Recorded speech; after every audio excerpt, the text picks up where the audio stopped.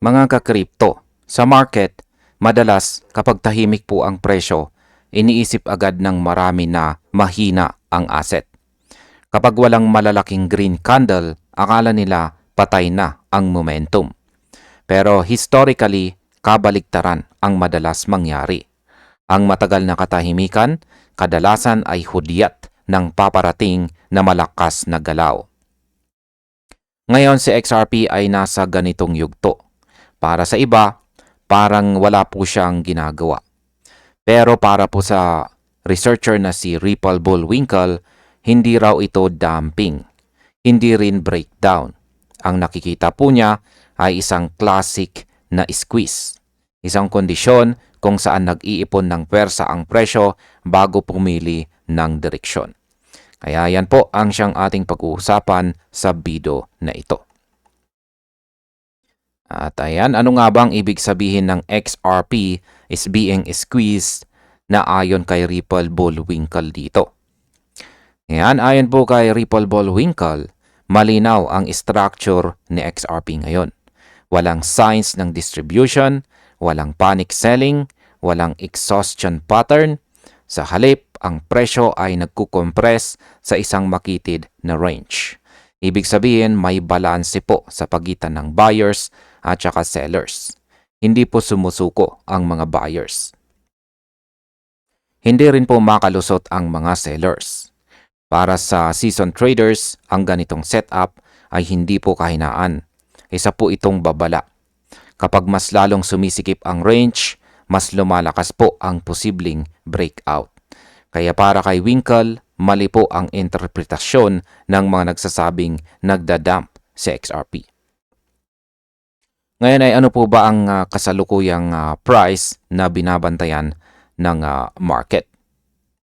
Sa kasalukuyan, si XRP ay naglalaro po sa loob ng malinaw na technical boundaries. Sa ibaba, consistent po na dinidefend ng mga buyers ang 2.03 area. And buksan po natin yung chart dito ni Ripple Bullwinkle.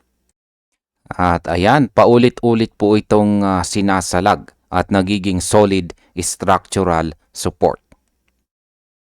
Sa itaas naman ay nahihirapan po siyang lampasan ang $2.16.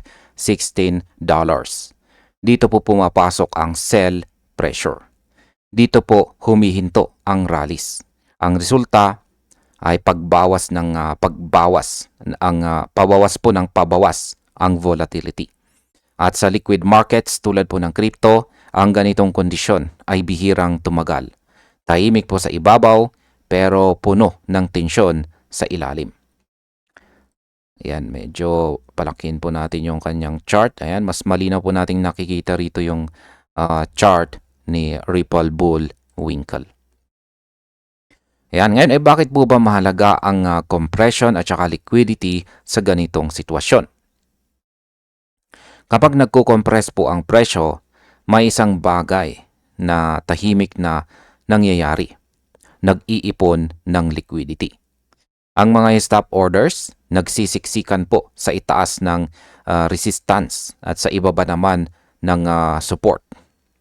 Ang mga breakout traders ay nag-aabang. Ang mga short sellers ay kampante. Kapag nabasag po ang balanse, ang nakaipong liquidity ang nagiging gasolina ng mabilis na galaw. Kaya sinasabi po ng mga veteranong trader, hindi po mahalaga kung saan papunta ang presyo. Ang mahalaga ay handa ka kung kailan ito gagalaw. Ang prediction ay bonus. Ang reaction ang siyang tunay na sandata. Ngayon ay alin pong mga presyo ang magdi-define sa susunod na galaw ni XRP. Yan, dalawa pong numero ang critical ngayon. Una ay ang $2.16. Kapag nabasag at na-hold ito ni XRP, mawawala ang kisame.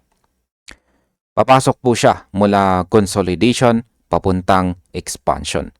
Dito po susubukin kung may volume at follow through. Ikalawa ay ang $1.97. Kapag bumigay naman ito, malinaw na sinyalis po ng breakdown. magti-trigger po ito ng mga stops. Lalakas ang short-term selling pressure. Hanggat hindi po nababasag ang alinman sa dalawang ito, si XRP ay nananatili sa neutral pero tensyonadong kalagayan. Ngayon ay bakit po ba sinasabi ng analyst na mas mahalaga ang pasensya kaysa positioning? Para po kay Ripple Bullwinkle, ang pinakamalaking kalaban sa ganitong market ay hindi po ang presyo, kundi ang emosyon. Kapag nag-trade ka sa loob ng compressed range, madalas mali ang entry. Madalas emotional, madalas napapaaga. Ang paghihintay po ng confirmation ay hindi raw katamaran. Isa itong risk management tool. Sa marketing tulad po ng XRP, kung saan common ang liquidity runs, mas ligtas po ang sumabay kaysa manghula. Ang structure ang siyang nagsasalita. Ang trader ang kailangang makinig. Ngayon ay ano po ba ang madalas mangyari sa mga traders na hindi po makapaghintay? Sa compression phases, marami pong trader ang naliligaw, nag-overtrading, chop losses, at nagkakaranas ng sunod-sunod na mali.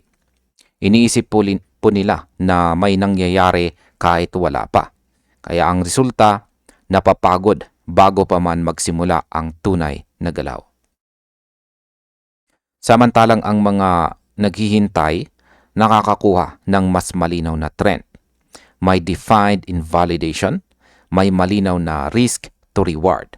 Kaya ang squeeze phase hindi para sa mga impatient or walang pasensya. Ito po ay para sa mga disiplinado. At bilang panghuli ay ano naman ang aking masasabi tungkol dito? Ayan, sa mas malaking larawan, buo pa rin po ang structure ni XRP hanggat hawak niya ang key supports.